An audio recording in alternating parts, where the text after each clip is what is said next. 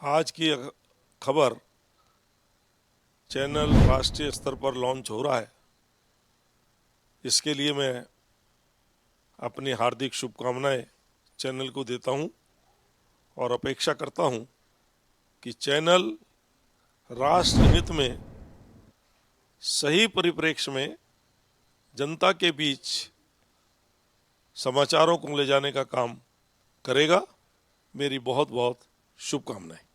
राज्यसभा सांसद नरेश बंसल जी इस वक्त हमारे साथ मौजूद है। इनसे बात करते हैं। सर, देश का बजट पेश हुआ है, विपक्ष तमाम तरह के आरोप लगा रहा है, लेकिन आपके देखने में बजट की क्या कुछ खासियत है?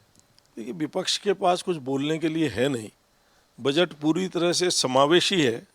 इस बजट के अंदर गांव, गरीब, किसान, सेना पर सीमा पर तैनात जवान, हमारा यूथ, महिला सशक्तिकरण, सहकारिता, कृषि, इंफ्रास्ट्रक्चर, नेशनल हाईवे, सब चीज़ों पर इतना ध्यान दिया गया है कि हर सेक्टर को इसका लाभ हुआ है। मिडिल क्लास और विभिन्न प्रकार की जो परियोजनाएं हैं, जैसे पहली बार एसटी के नवोदय विद्यालय के लिए 38,800 शिक्षक नियुक्त किए जाएंगे।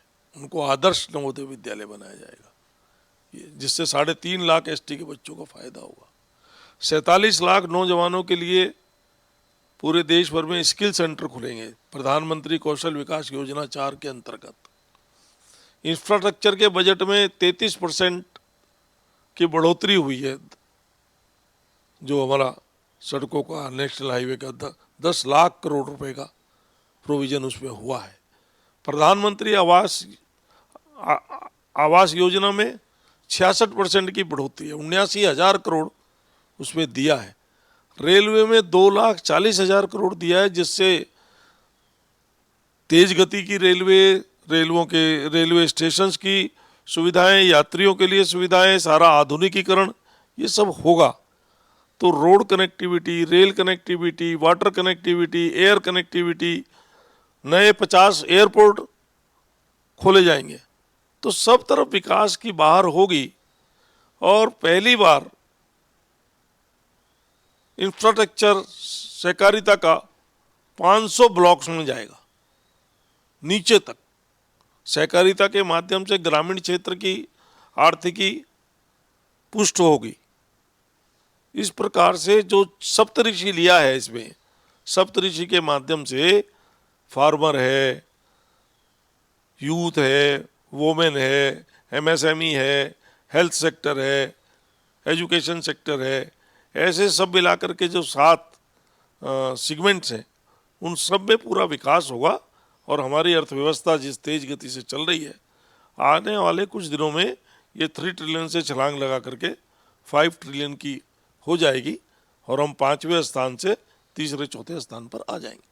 सर, देखा जाए तो हिंडनबर्ग की जो रिपोर्ट आई है उसको लेकर विपक्ष काफी हमलावर हो रहा है, बार बार सदन में हंगामे काट रहा है, इसे कैसे थे? देखिए, मैं किसी उस पर नहीं जाना चाहता, लेकिन जितना मैंने समझा है, देखा है, हिंडनबर्ग की कोई अपनी क्रेडिबिलिटी नहीं है।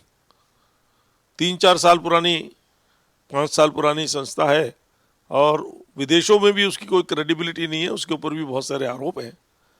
और जिस प्रकार से सब हो रहा है, विपक्ष को उस पर अड़ियल रुख ना अपना करके संसद को चलने देना चाहिए और विभिन्न माध्यमों से विपक्ष को अपनी बात कहने का मौका मिलता है। अपनी बात को वो कहें, क्योंकि पार्लियामेंट एक डिस्कशन का प्लेटफॉर्म है, वहाँ पर डिस्कशन करना चाहिए। बाकी वो जांच का विषय है, क्या होगा क्या नहीं होगा।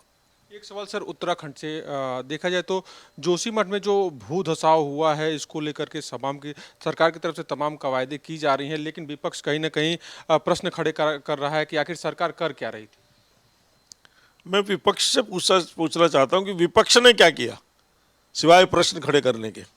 हम तो उसके समाधान की ओर आगे बढ़ रहे हैं, विपक्ष तो उसमें समस्याएं खड़ी कर रहा है, लोगों को भड़का रहा है। जबकि चाहिए ये था कि विपक्ष भी उनके दुख में शामिल होता और हाथ बटाता, उनके राहत कार्य में हाथ बटाता।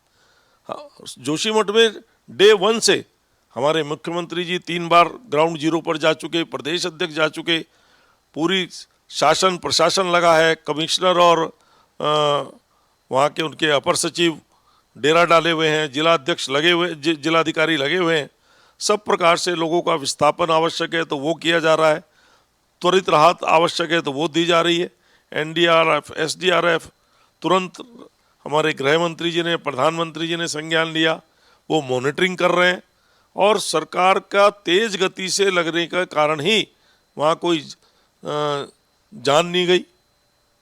जो प्राकृतिक घटना है वो है, और उसमें भी लोगों को राहत मिल रही है।